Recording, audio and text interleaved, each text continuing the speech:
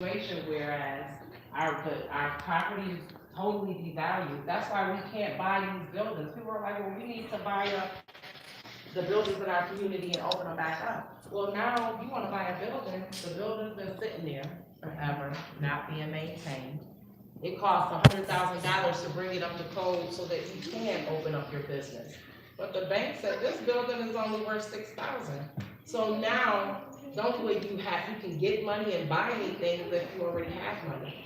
The banks aren't lending. That's why it's so easy for everybody to come in our community and open up things, because they have access to lending. These foreigners, they have banks at home. Understand? We are the only people we're like a tree without roots. There's no way, we don't have a bootstrap to pull ourselves up against, because you have all of this legislation and this institutional racism within the legislation that makes it extremely difficult. So let me ask you something here. So you're saying like for any black person that want to get a loan or a grant, they will give them help. Oh, yes. The same grant money that you have to check all this paperwork, they give it to these developers like that. No lien on nothing. They give you money to get you a roof fix. You have to have a lien on your property for 10 years. Wow. And this is our federal tax dollars coming back into our community. So I said that to say this. Everything is from the top down. And that is how our community is being flipped over, because we're being replaced. And if you look at it, they just privatized the park right here on East Ferry and DuPont. They took a park where people went to barbecue and have birthday parties and everything, and they privatized it. They used the church and our politician and our federal dollars to take over our parks. So now, in order to use the facilities, you gotta join this organization, and it's free now. What happens when it's not free? The funny thing is, it's called Patriot Heights. Yes, listen. Wow. They are colonizing our communities, and we've got to just understand that it's all through policy. It's all policy. Gentrification is policy driven, meaning that the developers are incentivized to take over our community. And if we look at it, they're building affordable housing. And they use these code words so that we don't understand. Affordable housing in Buffalo means for people who are making $70,000. That's, the house is geared towards them. If you look at Central Park Plaza, the new Highland Park, they use our money. But see, the developers are teaming up with the banks so that the profits are not taxable. And not only are the profits not taxable, but the people welcome in the development. And then once that development hits, now you have the new assessments that are going to go out, and they have to take into consideration the development. So you get the renters by increasing the rent, but now they're going to go after our homeowners, because property taxes in some areas is going to triple. Okay, and who is that going to impact the most? It's going to impact our elderly, it's going to impact the disabled, and it's going to impact our young people. Our young people, yeah, they're graduating college, but can they afford the rent? Nope.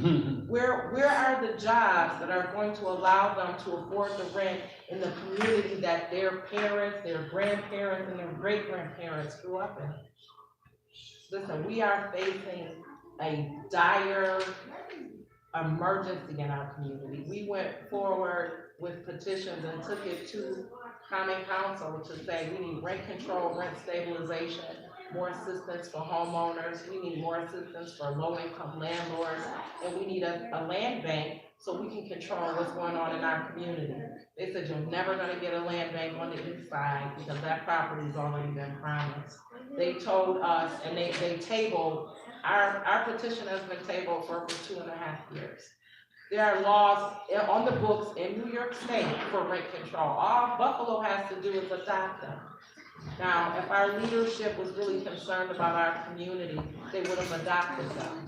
And with BMHA, subsidized housing, our government is moving away from subsidized housing. Subsidized housing is a thing of the past. It's no longer going to be. And they have a deconcentration plan. So you're gonna take 100% subsidized housing and you're going to replace it with 70 to 80% market rate housing, which means rent is 900 to 2,000, houses are 100 to 200 to $300,000. And they're going, that's what their goal is, to mix our communities. We're at 70 to 80% market rate and 20 to 30% rental assistance and subsidized.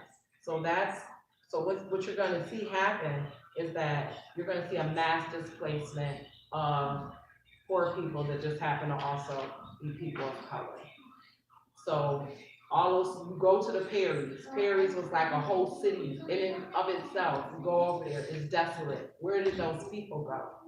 You have so many Buffalo residents living in Cheektowaga, in all the suburbs, and they're even pushing them out further. So as the housing values and the rent goes up here, it's falling every place else because there's a plan. Like you sit on that map, how it says Polish, Italian, yeah, they're dispersing us, and they're dispersing us for two reasons: because they want our land, and they're going to break up our voting block. See, they say voting Separate doesn't matter, us. but it does, because if you look at the movement across the country, all of the cities that were predominantly black, when they just decided that, oh no, we'll let the blacks move into the city and we'll take the suburbs. So what did they do? They have policies that made it better, easier, more economic for us to be in the inner cities. So now they're like, oh Lord, we done built on land that ain't solid, our basement's leaking, the house is all messed up. No, we gotta go back to the city. So now that's why they're coming back with the vengeance, and they're not coming back to say, well, you know, they could have bought a house in our neighborhood at any point in time. They didn't. They're doing it now, because now is the changing of the guards. They're not gonna solve crime, they're just gonna disperse it. So we have to vote. We have to vote like our community depends on it, because it does. And the biggest thing about it is you have all of this information, but the people aren't getting the information. We don't know that they just bought up Jefferson. We don't know that Carol Palladino owns all the plazas on the east side. We don't know that Carol Palladino owns all the Family Dollars. Why don't we know this? Because all the people with the information that look like us, they're not sharing it, because the minute they try to empower you, guess what's gonna happen? They're not getting that campaign money. And they don't get that campaign money, they're not gonna make it, because the people that's running and pulling the strings, that ain't change. Our leaders are selected and not by us. The only way you get in them seats is that they want you to get in them seats. And that's just the bottom line. You have to be willing to compromise your people to sit in any of these seats. That's why we have to run our own and put our own in place, because we are getting pushed out of our neighborhoods. And it's just, I mean, I've seen white people running down Humboldt in the middle of the night, jogging. I'm like, I ain't never seen that. I mean, it's been a long time. I remember when the community was mostly Polish, and the community was mostly, I remember all of that when we first moved on the east side. But they allowed us to move on the east side when they decided that they didn't want it. And now they're coming back, and they aren't coming back to live among us. That's why in all of these, calling the police on the people because they're barbecuing, and calling the police because they're selling water, those are people who have just gentrified that community. And I don't know if you've seen it, it was a white lady who just called the police on a black boy because he brushed up against her. He was 9 years old. Yeah. He was in tears because this woman was accusing him of sexually assaulting her and called the police on him. And if you looked at the store and the sidewalk and all, you know that was in the inner city. But see, that's why we have got to stand up, because we cannot allow them to continue to put us where they want to be. They are going to continue to put us where they want us to be until we stand up and say, no, we're not going. And that's just it.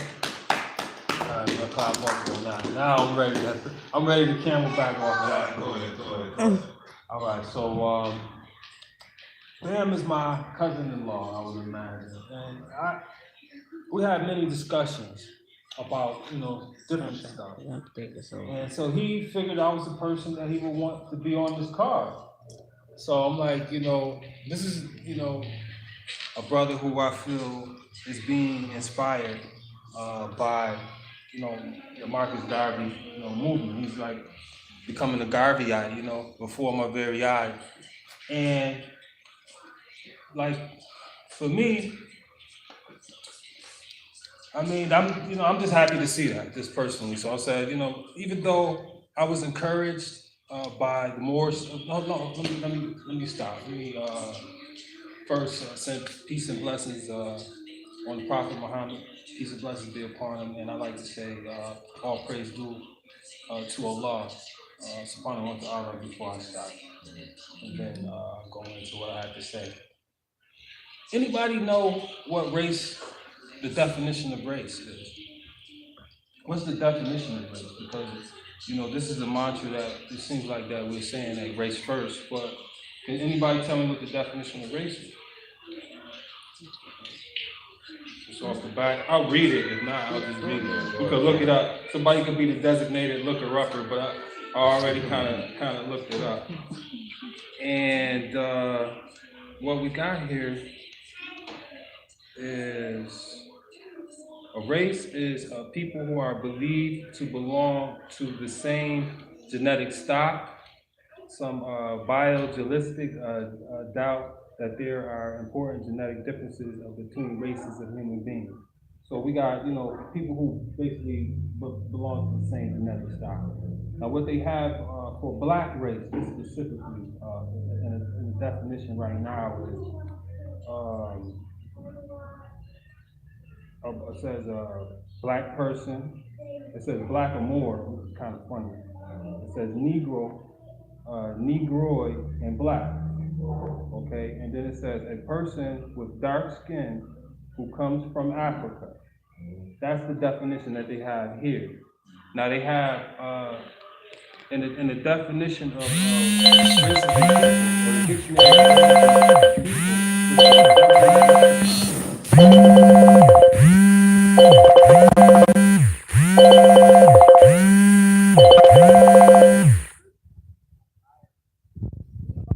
in that particular lexicon, and if you look into it, which is a government lexicon, and I'm a notary public, so that is the portion of, I guess, legislation and government that deals with people coming in and out of the country, immigration and things of that nature. You getting the green card, this, that, and other things. So they deal with race, and so I'm kind of required to kind of know what it is. So the one thing that we have to look at when we're talking about race, as it relates to us, it says in this government lexicon, it says the enslaved people of African origin, and that in the government lexicon, okay? So it doesn't give us the original. So I guess you would say indemnification. It doesn't say that we're the original peoples of Africa. It says we're the enslaved peoples of Africa. So they use now. Let's take that. All right. Now I'm definitely taking you somewhere with this. If everybody else is considered the original peoples, and you just said a lot of enlightening things, okay? And so did the brother. I had put some marks down on some of the things that you said. But most importantly, why are they able to oppress us and do these things to us? Is the question. Another question that I have. Why are they able to get away with all of these things that they're doing?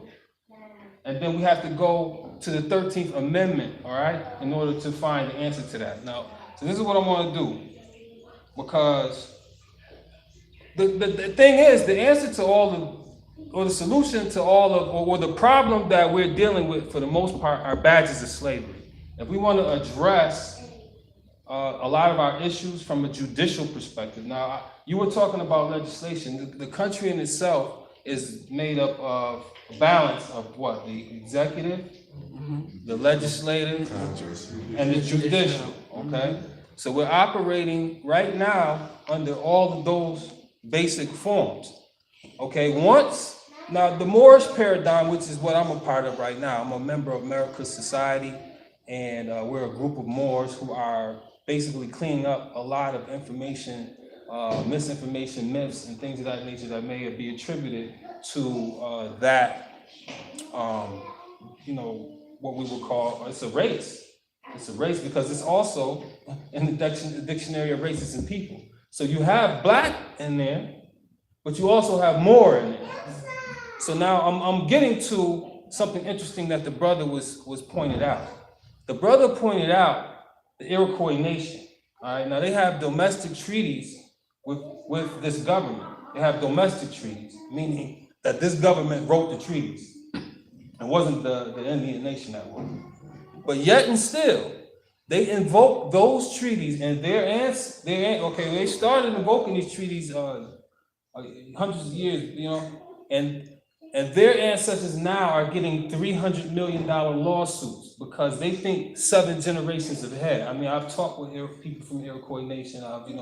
One of the people who I deal with at Push Buffalo. I also work with Push Buffalo. So everything that you were saying about gentrification and stuff like that is what I'm basically actively now fighting against, with that organization. They have a structured plan of action that works, that I want to implement on the west side, on the east side, which is why I was so interested in the fact that the brother was, inspired to have a mega melanated power group, because that group needs something like that to, step into what they're doing, to use the method that they use on the west side here, because it's working. I mean, we looked at, just to give a little bit of information, a chart of cancer, right? That's, cancer cases recent in Buffalo, okay? They're all coming from the east side. Yes, they are. For the most part. The majority of them, I ain't gonna say all of them, but majority, I can testify. The majority of it is so there's ecological restoration that needs to be done here too. They've been doing it on the west side for quite some time. Well, I say about 10 years or so. They started that movement, and right now it's like a multi-million-dollar corporation. But like you said, with the nonprofit thing, what we've seen, just like within the CDA, there's been some change in the power structure. But nevertheless, still the need for self-government, as you say, is a necessary thing. But what are we going to base it on? How are we going to get that solution when? Now I'm going to get back to the 13th Amendment in a minute. If we go to the 13th Amendment, I'm going to read, all right? So just give me a quick second. What is considered a badge of slavery in the 13th Amendment? What's what? Considered a badge of slavery in the 13th Amendment. Is it prison when you're arrested again, you become a slave? Right. Exactly. So but there's other things though. But let me just read this. This is the UC Davis Law Review, okay? Race rights in the 13th Amendment, defining the badges and incidents of slavery. So most of the time that we are dealing with something going on that is preventing us from progressing, is the same things that were going on in slavery that were preventing us from progressing. That is considered to be a badge of slavery. There are federal protections in the 13th Amendment, which Kanye West was talking about. He wanted to get rid of. I don't know if I heard that statement. But it don't necessarily need to be getting rid of. The only thing that needs to be getting rid of the 13th Amendment is what she just said. What? That you lose all your rights when you become arrested again. You know why? Because who's the one who's most targeted, 1 in 3, to go to prison? Who? Black. No, not black people. Let's get more specific, all right? The ones who are no longer really in charge of the household or in the community, right? We're not really holding the weight thing like that. We're the most, as you can see, you're like, why you can't get their act together? Why you can't, there's a reason. They're targeted, 1 in 3, to be a slave. Because, and the 13th Amendment is saying, you can't be a slave, we protect you against the badge of slavery unless Unless what? Unless you got felony, unless you go to prison, and who's targeted the most? 1 in 3. There's nobody else except for us. So they definitely don't want us to be the leaders of our household.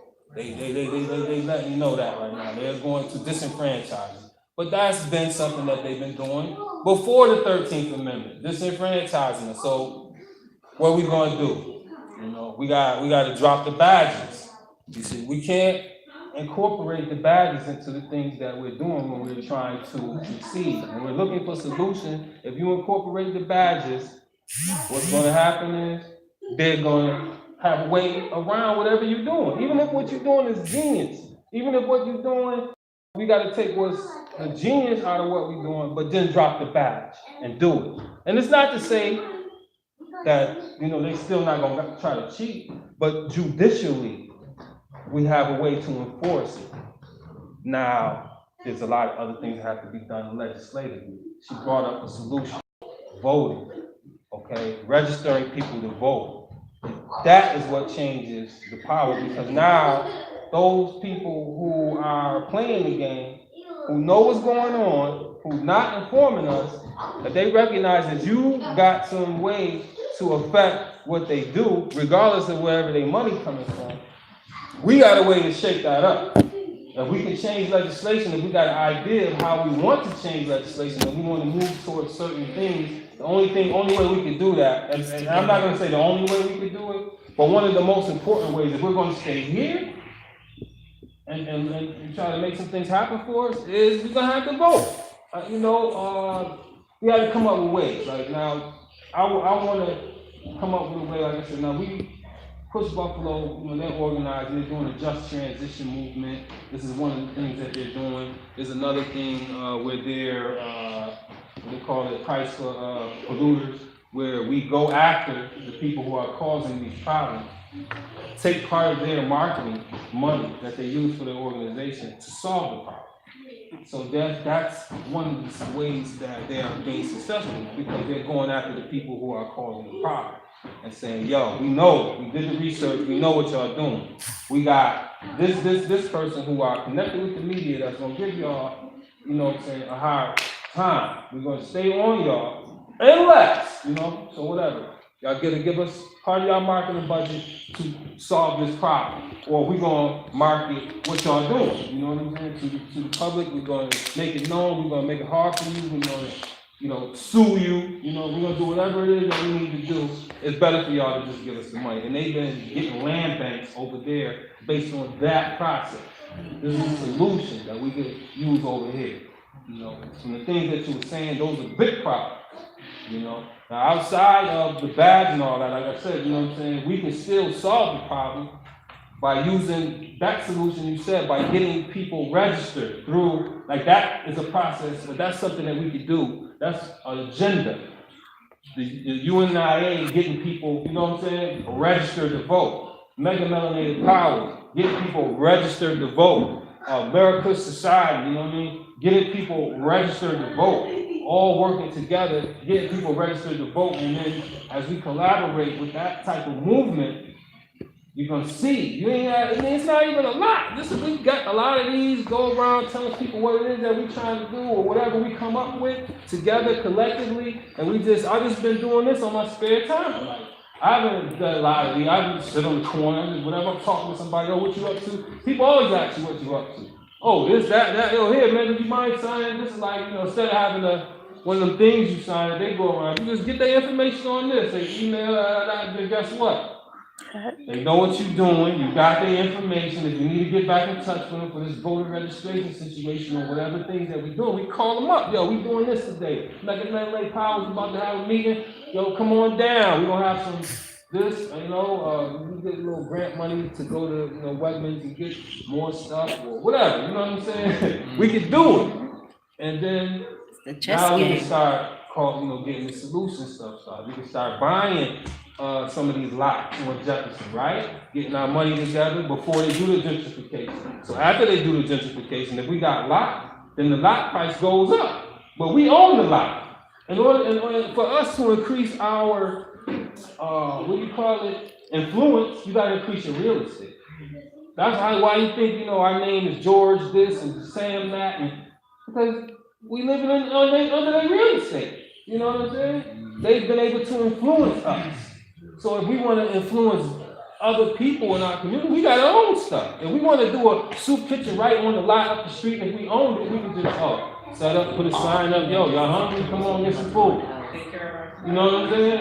And then they got ways right now where you could 3D print a building with just in a couple of hours, 24 hours, they could 3D print a building with concrete, bring the machine in, and your building to be up in 24 hours if you want it on your own lot. You see what I'm saying? It's a place you can go in and have light, electricity, whatever. I mean, of course you gotta go with some building codes and this and that. But if we really just wanted to be sovereign and do what we do, we got enough voting, if we got enough people on the vote thing, you think they're gonna say, no, y'all can't do that? You know, if they see you a voter and you got all these people behind you, you say, no, we got this lot, we got that lot, we got that lot, we about to do this, whatever it is we need to do, we about to do, all right? The churches do it all the time. You know why? Because a lot of their members is upstanding, church-going people, you know. People vote. And they vote. They're organized. They got meetings. Look, prisoners. I mean, you know, I'm good example, right? You got some houses up over there, legislating, doing all kind of stuff. We could do the same. You could be for this cause and do all of that too. You know, that's all I'm saying. It's not, you know, it ain't gotta be, you know, and you're right. Barker from Son Dr. was rocking with the Christian. He was actually a big Booker T. Washington fan. He came to America to meet Booker T. Washington and was building with him, and he's saying, hold up, this inclusionary stuff ain't hot. We're gonna have to do something else, you know, because they went to the military to prove they was doing stuff, fighting wars, and next thing you know, they come back and you know, it don't matter. We gotta have a get out plan. We got to be able to get out of here if we need to. When the bottom falls out, and the bottom is about to fall out. With Trump right now, he's showing you. You know, with all that evil and wickedness going on in the executive branch, with all that stuff going on in the executive branch, if we don't get our legislative act together, but most importantly, what the Moors can offer is, we got the solution judicially. American society is the most, I mean, these young brothers are a bunch of young brothers who've been in the game. You want to look them up, look at Moors, if you want to look them up, look at Moors in court, if you want to see some judicial response. You know, and this is a movie, you know, if you want to see it from a judicial perspective, we got that. Don't even worry about it. But it works better without the badge because we're dealing with treaties too. We're dealing with Morris treaties. So you could change that. You could correct your status to have a status that is related to something that they respect more. Is all I'm really saying. They respect more than they respect black, Negro, and color. You know, black, Negro, and color to them is a badge of slavery, and that's just what it is. It's not. I'm just reporting information. You know what I'm saying? And to them, that's how they look at it. And when you use it, they say, okay, you're using a synonym that we gave you. So whatever you're talking about, it's either a moot. If you're going from a judicial perspective, is what they told us. We told them we indigenous to this land. What are you talking about? They said that's a moot point. Why you in here? It don't mean nothing. We talked about the treaties. They were stuck because this is supreme law of the land. The Article 4 of the Constitution states that it's the supreme law of the land. So they have to go by treaties, and that's why, like you said, the Iroquois and those guys, even though their treaties are domestic, they're not even like the Sultan of Morocco wrote that treaty in Arabic. They translated it into English, and they did a lot of racist stuff. And that's why we glad. He put Muslim and Christians in the treaty in Arabic. He was talking like Muslim and Christian. They put more than U.S. citizens when they translated. That's what they did. So I'm happy they did it because now we know that it was black Muslims that they was making treaties with. When they put more down there, we know because other Muslims try to claim that legacy. They try to claim it. The lighter skinned Muslims try to claim the legacy of the Moors, but they leave out the ethnicity of the people who were doing it. You know what I'm saying? They try to claim it as you know, an Islamic or Muslim accomplishment, but they leave out the fact, oh, those guys were black. You know, who did it, you know, or whatever. They was black, they was dark skin color. You know, they was the Moors. They won't tell you that. But it's interesting. So you get racism even in religion. But you get that from them too. The European Christians are racist. But that's what's ruled this country. The European Christian Roman Catholic doctrine of discovery. That is what they're operating on. That is territorial applicability for them. That's what they're operating on. Period. So even if you could use it against them. I do it all the time. I use their words against them. Whatever is written in the Bible, I use it against them because they're not supposed to be doing it. And I think that's a big part of this. What I wanted to say. All of that is I didn't read the one thing. I don't read it before. The race rights and the 13th Amendment defining the badges and incidents of slavery. This is by William N.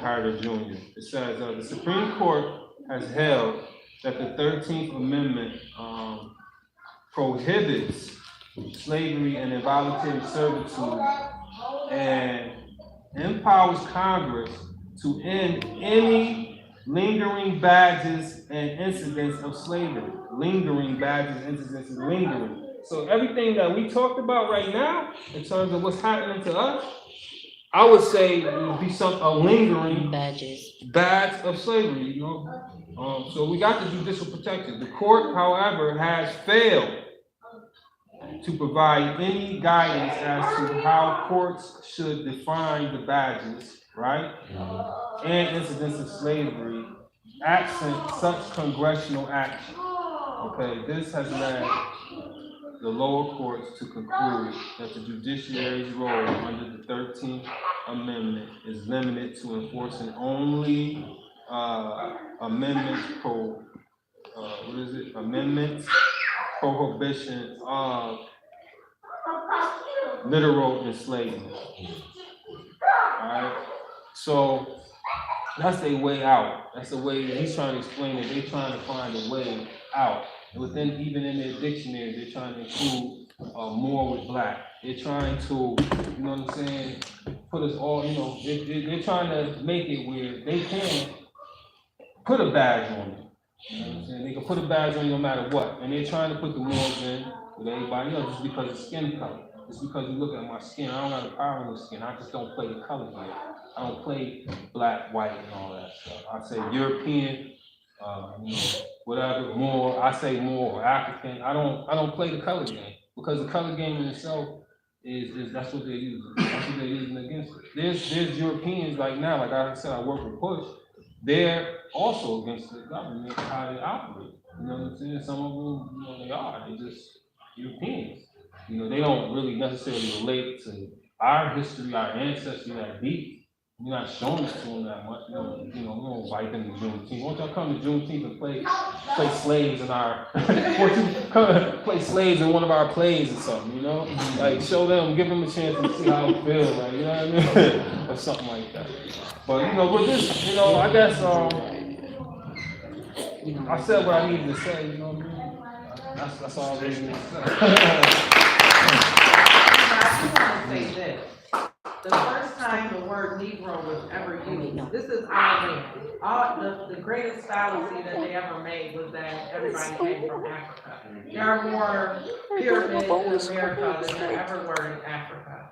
And when they came here and they colonized America and they set up their government, they said that the Negro, and they took because the Indians they looked like us. So they took the land. And in the law, they wrote that Negroes could not own any land. So if you were black, which the Indians were, you couldn't own land. And that's when they came up with the $5 Indian, where white people paid $5. They were, and after they paid that $5, they were considered Indian, and that's how they got the land. And you talking about all the 5 nations, If you look back at the original, those are our people. If you look back at the first Chinese people, they were our color. We are the first people in every nation, everywhere but because those nations were colonized. Now you have all these fair-skinned people. Oh, I'm Russian. The first Russians were black. Everything started with us. And we have got to, this is all of our land. And they use the gentrification is it's what they've been doing to take the land from the beginning of time to right now. Well, let me tell you something right quick, just to be technical. This is the technical stuff, like, Negro is the Portuguese meaning of black or Spanish. It just means that in Spanish. Because they were basically, I think they were dealing with slaves before England. Black is just an English word for Negro. Yeah, so when they were putting that on the slave manufacturer, those corporate ships that they were using to trade slaves with, because they wasn't supposed to be doing it with Moors. It was really just, they were just taking over, the Christian doctrine of discovery, they were just taking over a trade that was already going on. It was taking over an international trade that was already going on, that was operated by the Moors. They just took it over. We exported more slaves than we brought here. Okay. Terminology is important. Etymology is key. Words of history and words and their meaning is key. So let me clarify some things. The black in this flag that Gary was speaking about is not speaking about the color of our skin. It's understanding that universally, this is who we were. The term black as a descriptive for us goes as far back as Ethiopia. It goes as far back as ancient Egypt. The land itself was called the land of the blacks. Speaking of burnt skin. When we fast forward and we decide that we're going to call the land Africa, the term can be disputed as far as where it comes from, but the earliest depiction is on the walls of Egypt where it says Afu Raka, the raised land of Ra, or raised land of the spirit of Ra.